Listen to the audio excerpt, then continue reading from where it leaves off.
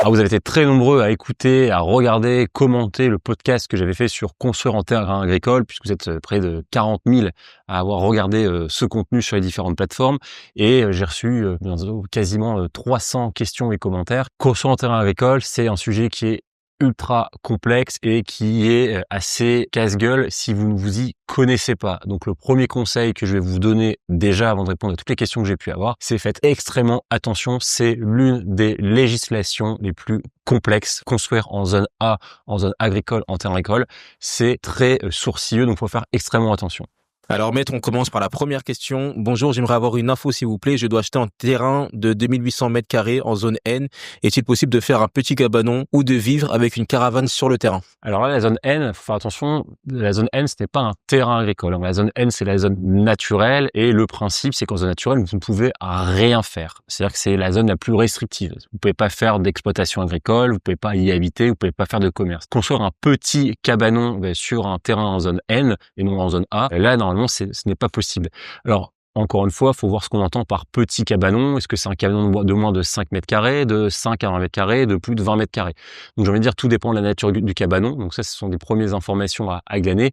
Mais surtout, le principe, malheureusement, je vais vous dire que non, c'est pas possible, puisqu'en zone N, on ne peut rien faire. Maintenant, pour répondre plus concrètement à votre question, est-ce que non, je peux construire un petit cabanon en zone N? La première chose à faire, il faut que vous alliez consulter le règlement du plan local urbanisme de votre commune. Dans ce règlement, vous allez voir dans le sommaire, réglementation zone N, et vous allez voir les exploitations, les réalisations, les constructions qui sont autorisées et celles qui sont interdites. Mais fort malheureusement, le principe, normalement, mais c'est toujours des exceptions, c'est qu'en zone N, vous ne pouvez rien construire. Pas de cabanon, quel qu'il soit, petit ou gros. Très bien, on continue avec la question suivante. Bonjour, étant maraîcher, il y a quelques années, j'ai demandé un permis pour un hangar agricole car j'ai tout mon matériel qui s'abîme aux intempéries. Il m'a été refusé car faisant moi-même les formalités. Est-ce que vous avez quelque chose à dire dessus? Alors, est-ce que vous pouvez construire un hangar agricole sur une parcelle agricole? Le principe, normalement, oui, vous pouvez construire un hangar agricole en zone A. Mais là encore, ça va dépendre réellement de la nature de votre exploitation agricole et surtout de ce qui figure dans le plan local d'urbanisme. À nouveau, il faut aller voir la réglementation du PLU puisque c'est lui qui va venir dire ce qu'on entend par exploitation agricole. Il faut garder aussi en tête que lorsque vous êtes un exploitant agricole, mais vous le savez si vous êtes exploitant agricole, ce que vous allez pouvoir construire ou non sur ces parcelles A, sur ces zones A va vraiment dépendre de la nature de l'exploitation et vous allez devoir justifier qu'il est absolument impératif d'y stocker à cet endroit même du matériel. C'est la même chose si vous souhaitez construire un immeuble, une maison à usage d'habitation en zone A, il faut démontrer la nécessité absolue d'être à proximité immédiate des troupeaux, des animaux et expliquer pourquoi est-ce que vous devez rester sur place. Et par ailleurs, il ne faut pas que vous bénéficiez déjà d'un logement situé à proximité immédiate, c'est-à-dire 10, 20, 30 ou 40 kilomètres. Donc, c'est dans les grandes largeurs, mais vraiment, ce que vous allez pouvoir construire ou pas en terrain en zone A, encore une fois, c'est très restrictif et il faut vraiment regarder ce qui est prévu dans le PLU. Chaque PLU de chaque commune intercommunalité est assez différent.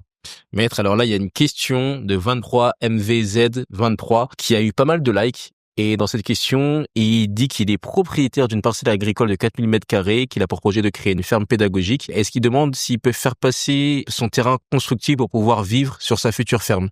Est-ce qu'il a le droit de construire sa maison dessus ou est-ce qu'il doit attendre que l'activité soit montée? Alors là, ça répond un peu à d'autres questions qu'on a eues. Vous pouvez construire dans un agricole une maison à usage d'habitation parce que ici, c'est l'objet de la demande. Est-ce que je peux construire un logement sur mon terrain agricole de 4000 mètres carrés, sachant que je vais y faire une ferme pédagogique? Là, malheureusement, j'ai envie de dire que le principe, normalement, c'est non. C'est-à-dire que vous pouvez construire une maison à usage d'habitation sur une parcelle agricole si vous êtes agriculteur, si et uniquement si, donc c'est beaucoup de si, démontrer qu'il faut que vous soyez à proximité immédiate de l'exploitation. Ici, si c'est une ferme pédagogique, ça pourrait se défendre en indiquant qu'il va y avoir des animaux, des élevages, donc il faut que vous soyez à proximité immédiate. Mais là, il va vraiment falloir voir également ici avec les services instructeurs de votre mairie. On va demander l'avis des personnes publiques associées, de la préfecture, et il faut aussi vérifier le PLU. Donc, ça peut passer, mais attention, je serais quand même plutôt négatif sur l'issue. D'accord, intéressant. Prochaine question, quelle activité agricole justifierait de vivre sur le terrain agricole et donc de valider cette contrainte? Est-ce qu'il y a des activités? Bah là, clairement, si vous faites un élevage, par exemple, un élevage bovin, un élevage porcin, faut démontrer effectivement que vous avez la nécessité absolue d'être à proximité immédiate de votre élevage. Donc, il faut vraiment démontrer que vous devez être dans un rayon extrêmement proche, à proximité immédiate de l'élevage. Et surtout, il faut démontrer que vous n'avez pas déjà une habitation à proximité immédiate. Parce que si vous avez une habitation à proximité immédiate, 2024, vous ne pouvez pas construire une nouvelle habitation sur cette parcelle. D'accord. On a une autre question qui a eu beaucoup d'intérêt pour beaucoup de personnes, parce qu'elle a eu pas mal de likes et de commentaires. Petite question qui est restée pour moi sans réponse. Ma commune n'a pas de PLU. J'ai dû demander un CUB pour une parcelle que j'envisage d'acheter au service d'urbanisme. J'aimerais savoir ce que ce doc signifie et ce que je peux faire sur ce terrain. Je ne suis pas du milieu agricole, je veux juste y poser un habitat léger, écologique, déplaçable. Alors, pas de PLU, c'est-à-dire pas de plan local d'urbanisme, ça veut dire que votre commune, ça fait partie des dernières communes de France. Souvent, ce sont des communes assez rurales qui sont dotées de ce qu'on appelle la carte communale. C'est-à-dire que probablement votre commune dispose d'une simple carte communale. Le problème, c'est que si vous n'avez pas de PLU, la réglementation urbanisme, elle est hyper restrictive. C'est-à-dire que vous ne pouvez construire que en milieu urbain déjà construit. C'est-à-dire que vous pouvez construire qu'en zone déjà urbanisée et en continuité de l'habitat existant. Ce qui veut dire que si votre commune n'est pas couverte par un PLU, le maire ne peut quasiment jamais accorder de permis de construire, sauf si vous êtes dans la continuité de l'urbanisation, donc en linéaire et en zone urbanisée. Donc ici, si vous n'avez pas de PLU, vous voulez construire en zone sur une parcelle agricole en zone agricole, ça vous êtes en dehors des parties urbanisées de la commune, en plus en carte communale, et en plus construire quelque chose qui c'est même pas une exploitation agricole. J'ai envie de dire, il y a quasiment 0% de chance, malheureusement, que ça passe. Et pour répondre à la deuxième partie de la question, qu'est-ce qu'un CUB? Un CUB, c'est un certificat d'urbanisme opérationnel. Un certificat d'urbanisme opérationnel, c'est de demander au maire si oui ou non, sur le principe, vous pouvez construire. Donc, ce n'est pas une autorisation, c'est un document qui va vous dire oui ou non, vous pouvez construire cet hangar ou ce logement sur cette parcelle, et ça cristallise vos droits à construire pendant 18 mois. Mais ça ne vous évite pas de demander un permis de construire.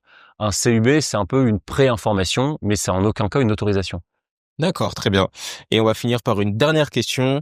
Bonjour Maître Angelard, j'ai l'intention de créer une zone de conteneurs de stockage et usage de location. Quel type de terrain puis-je envisager d'acquérir? Est-ce forcément un terrain constructible, un terrain non constructible ou même agricole? Peut-il faire l'affaire? Merci. Alors ça, c'est une très bonne question. On a été beaucoup sollicité justement pour la création d'hangars de logistique ou d'hangars de stockage. Ici, encore une fois, la question, c'est pas vraiment de savoir si vous êtes en terrain constructible ou inconstructible. Alors, par principe, oui, vaut mieux être sur un terrain constructible parce que si vous êtes sur une zone, par exemple, naturelle, vous pourrez jamais construire votre hangar de stockage. Maintenant, zone A ou zone U, par exemple, ici, encore une fois, la réponse, c'est un peu la même que les fois précédentes. Il faut vous métier dans votre règlement du plan local d'urbanisme. C'est-à-dire qu'il va falloir regarder votre activité hangar de stockage et que vous regardiez si la parcelle que vous envisagez d'acquérir, déjà, vous regardez sur un plan de zonage, quel est le zonage qui frappe cette parcelle, et ensuite vous allez voir le règlement, et c'est le règlement qui va dire est-ce que oui ou non, le stockage, les hangars sont autorisés. Est-ce que ou non les activités artisanales sont autorisées? Est-ce que ou non les activités d'élevage sont autorisées? Ça, c'est vraiment le PLU, en fait. Il y a beaucoup de questions où l'analyse du PLU va vous permettre d'obtenir la réponse. D'accord, très bien. Merci beaucoup Maître Angelard. Est-ce que vous auriez un dernier conseil, un dernier mot à partager? Le conseil que je donne toujours, n'attendez pas d'avoir signé un compromis de vente ou l'acte authentique d'acquisition d'une parcelle pour après vous poser les questions de la réalisation de votre projet. Et comme l'a fort justement bien posé un internaute tout à l'heure, demandez un certificat d'urbanisme opérationnel ou un certificat d'urbanisme simple, un CU, un certificat d'urbanisme. C'est très simple, c'est un CERFA, ça tient en une page. Vous demandez à la mairie, est-ce que oui ou non je peux construire, ou quelle est la réglementation applicable à ma parcelle. Ça prend, très franchement, ça va vous prendre 1 heure à tout casser, et vous allez dans un délai d'1 mois savoir si ou non votre projet est réalisable. Ça n'engage à rien, et au moins vous savez où vous mettez les pieds. Très bien, merci beaucoup Maître. N'hésitez pas, bien entendu, comme d'habitude, à commenter cette vidéo si elle vous a plu, et surtout à nous contacter au cabinet. Si vous avez des questions de droit d'urbanisme, n'hésitez pas à vous abonner, à partager, à liker cette vidéo, et je vous dis à très bientôt.